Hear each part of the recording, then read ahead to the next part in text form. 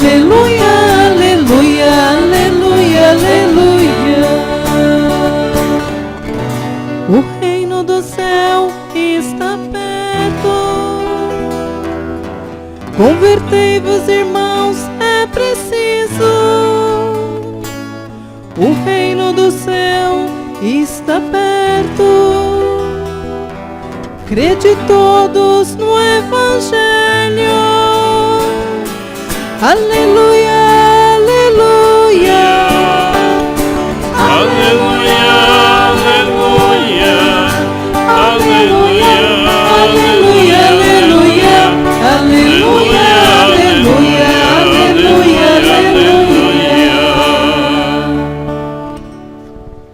O Senhor esteja convosco. Ele está no meio de nós. Proclamação do Evangelho de Jesus Cristo segundo Marcos. Glória a vós, Senhor. Depois que João Batista foi preso, Jesus foi para a Galiléia, pregando o Evangelho de Deus e dizendo: o tempo já se completou e o reino de Deus está próximo. Convertei-vos e crede no Evangelho. E passando à beira do mar da Galiléia, Jesus viu Simão e André, seu irmão, que lançavam a rede ao mar, pois eram pescadores. Jesus lhes disse: segui-me e eu farei de vós pescadores de homens. E eles, deixando imediatamente as redes, seguiram a Jesus. Caminhando mais um pouco, viu também Tiago e João, filhos de Zebedeu. Estavam na barca consertando as redes, e logo os chamou. Eles deixaram seu pai Zebedeu na barca com os empregados e partiram seguindo a Jesus. Palavra da salvação. Glória a vós, Senhor.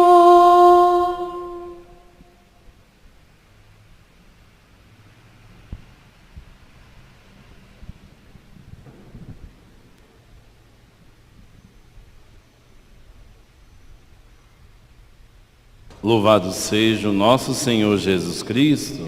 Para sempre seja louvado.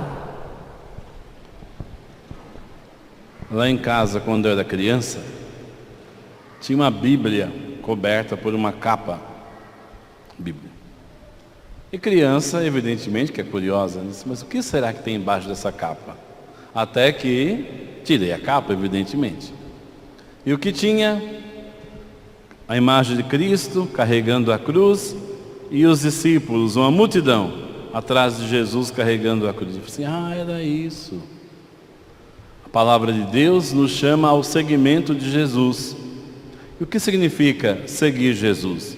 Não é simplesmente conhecer o seu ensinamento, mas é seguir a pessoa de Jesus. Vocês se lembram da semana passada, o testemunho de João Batista para os seus discípulos? Quando Jesus passou, João Batista disse: eis o Cordeiro de Deus. Então 2 dos discípulos de João passaram a seguir a Jesus. Eram André e mais um discípulo. Não aparecia o nome. Jesus olhou e disse: que vocês estão procurando? Mestre, onde moras? Jesus respondeu: vinde e vede.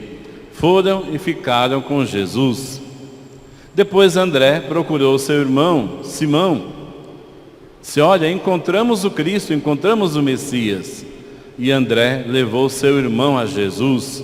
E Jesus disse: tu és Simão, filho de João, quer dizer, discípulo de João Batista. De hoje em diante serás Pedro. Jesus olhou bem para ele e disse isto. Hoje temos o chamado dos discípulos no Evangelho de São Marcos. Diz o evangelista que após a prisão de João Batista, ele foi preso porque denunciou o pecado de Herodes. Porque a palavra de Deus nos chama à conversão constantemente. palavra de Deus é uma palavra de consolação para o pecador, mas não para o pecado. Porque Deus ama o pecador e não quer a sua morte, quer que ele se converta e tenha vida. Mas o pecado não, o pecado deve ser destruído, vencido por Cristo. A misericórdia de Deus é para com o pecador, não é tolerância com o pecado. Por mais difícil que seja largar o pecado, o Senhor nos quer livres do pecado. João Batista é preso, está terminando sua missão. Jesus então volta para a Galileia, no norte. João Batista pregava no sul. Jesus volta para onde ele se tinha criado, na Galileia. Ele havia se criado em Nazaré da Galileia. Jesus prega o Evangelho de Deus. Ele está próximo do mar da Galileia. E Jesus diz: o tempo já se completou. O reino de Deus está próximo. Convertei-vos, crede no Evangelho. Como vimos na primeira leitura, já no Antigo Testamento havia a palavra de conversão. Jonas, o profeta, enviado pelo Senhor a uma cidade pagã em Nínive. Hoje é uma região que fica no Iraque. Ainda existem os restos, as ruínas dessa cidade. Ali então Jonas pregou a conversão.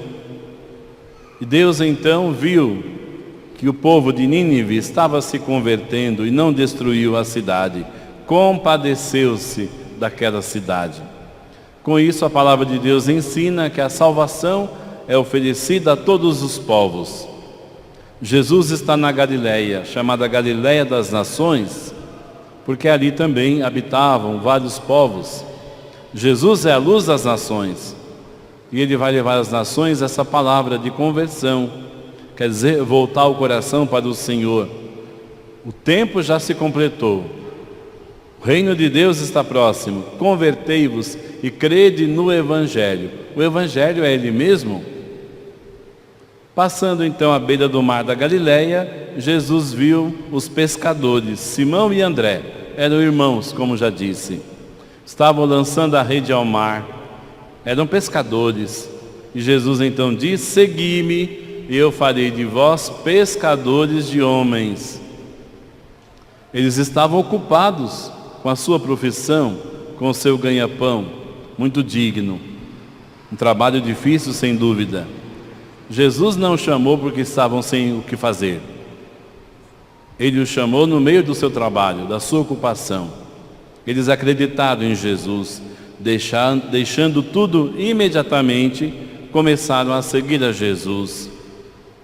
O Senhor também nos chama, irmãos e irmãs. Você lembra, semana passada, que eu citei a palavra vocação. Perguntei, qual a primeira coisa que vem à nossa mente quando escutamos essa palavra? Vocação. Muita gente pensa no padre, tá bom. Mas não é suficiente, não é, porque a vocação é para todo o povo de Deus. O Senhor nos chama a ser do seu povo. O Senhor nos chama a seguir o seu Filho Jesus. Somos discípulos de Jesus. Agora, não só discípulos. Eles seguiram a Jesus para serem também pescadores de homens. Segui-me e eu farei de vós pescadores de homens. Segui-me, quer dizer, sede meus discípulos. A catequese é o tempo do discipulado, de aprender de Jesus, de aprender com Jesus na sua igreja. Mas o seguimento de Jesus é até o fim das nossas vidas, até o encontro definitivo com Ele. Seguir a Jesus, ser discípulo. E por isso mesmo, pescadores de homens.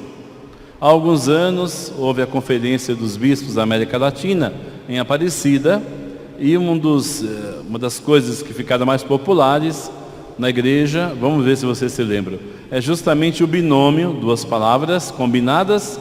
Quem lembra? Depois que eu falar vai lembrar, né? Discípulo... missionário, exatamente. Discípulo missionário, as duas coisas juntas, porque são inseparáveis. Ah, mas eu não vou lá para a África, para a Índia, para ser missionário. Quem é a padroeira das missões? Ah, bom, alguém tinha que... Quem? Santa Teresinha do Menino Jesus. Para quantos países do mundo ela foi missionária? Nenhum. Não saiu do seu convento na França, onde viveu apenas 9 anos, dos 15 aos 24. E é a padroeira das missões. Por quê? Porque estava sempre intercedendo pelas missões, escrevendo cartas aos missionários de incentivo. Ou seja, todos somos chamados ao discipulado de Jesus, também a sermos pescadores de homens, missionários. Não importa a nossa profissão, a nossa condição, é missionário até mesmo a pessoa que está doente acamada. Está exercendo também a sua vocação missionária. Assim, queridos irmãos, o Senhor nos chama. Que vamos responder ao Senhor? Vem outro dia, Jesus, porque hoje eu não posso. Deixa eu me aposentar primeiro que eu posso. Não, o Senhor nos chama hoje. Hoje o Senhor nos chama. Nós estamos divulgando, no final da missa eu vou explicar, a idade das crianças para a catequese, para o crisma. Chama, incentiva. Vocês que estão com o microfone aí em cima, vão me ajudar agora. Vocês vão saber o que eu vou perguntar. Qual é a maior reclamação das pastorais em todas as paróquias, a nossa também? Que não tem gente. Que não tem gente. Por quê? Por que não tem gente nas pastorais? Eu sei por quê. Porque a gente não reza. Primeira coisa que Jesus ordenou: a messe é grande, os operários são poucos. Pedi ao dono da colheita. Segunda coisa, a gente não chama.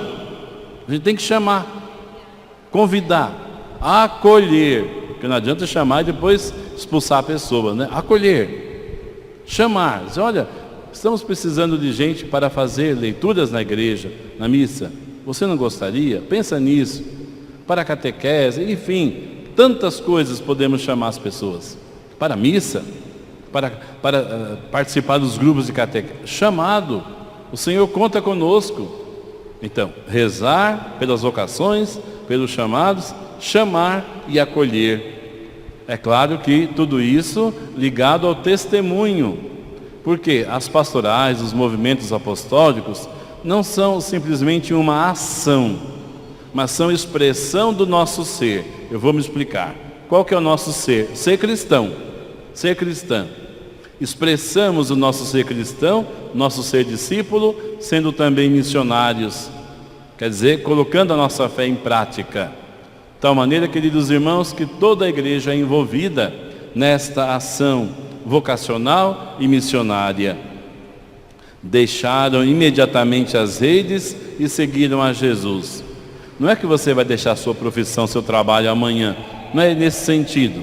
Mas no sentido de você colocar a sua vida, o sentido da sua existência em Cristo. São Paulo hoje, na segunda leitura, nos diz que a figura deste mundo passa. Ele não diz que é ruim, mas diz que vai passar. Casamento, a profissão, o nosso dia a dia, tudo isso tem um sentido, claro, mas é um sentido passageiro. Agora, há uma coisa que não passa, e esta coisa é o amor de Deus revelado em Jesus, o seu Filho.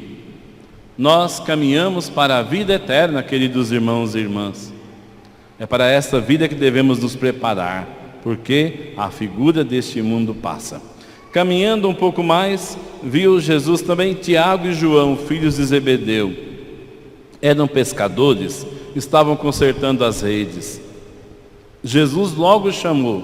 Eles deixaram o pai, deixaram os sócios, deixaram os empregados e partiram seguindo Jesus. Todas as vocações são segmento de Jesus. E como é que nós alimentamos a nossa vocação? Primeiro, escutando a palavra de Deus, escutando, vem e segue-me, escutando a palavra de Deus, seja na assembleia litúrgica, seja também no nosso dia a dia. Mas eu não tenho tempo de ler a Bíblia. Pois o que você está dizendo é uma grande mentira, eu sei. 5 minutos por dia você não tem tempo de ouvir a palavra de Deus? Vai com essa história para outro lugar. Você pode estar com preguiça, mas falta de tempo. A pessoa mais ocupada nesse mundo era Jesus, não é verdade? Então, 5 minutos por dia, uma luz no seu caminho. Nem vou falar aqui de quanto tempo a gente passa no celular, né? Nem vê o tempo passar, né? Não é verdade? É verdade, eu vejo na rua, experimento em mim. Quer dizer, então, o que devemos fazer, irmãos e irmãs? Primeira coisa, ouvir a Deus na sua palavra. Segunda coisa, a oração. A palavra de Deus, Deus me fala. A oração, o que eu devo dizer a Deus? Pronto, oração é isso. A partir dessa palavra, que devo rezar a Deus? Que devo dizer a Ele? Terceira coisa, sem dúvida, mas não menos importante, aliás, a mais importante, que contempla essas duas, a participação semanal, ao menos aos domingos, na Santa Missa, onde a palavra e a Eucaristia, a palavra e a comunidade, a palavra se faz oração, onde Cristo nos sustenta. A Eucaristia é o sol das nossas vidas e é o princípio e o fim de toda a ação da vida cristã, não só pastoral, não só espiritual, não só litúrgica, mas de toda a vida cristã. O centro, o cume e para onde se dirige toda a vida cristã, de onde parte toda a força da graça de Deus. A Eucaristia é fonte de vocações e ministérios, quer dizer, serviços para a Igreja de Deus. Creio em Deus Pai, Todo-Poderoso, Criador do céu e da terra, e em Jesus Cristo, seu único Filho, nosso Senhor,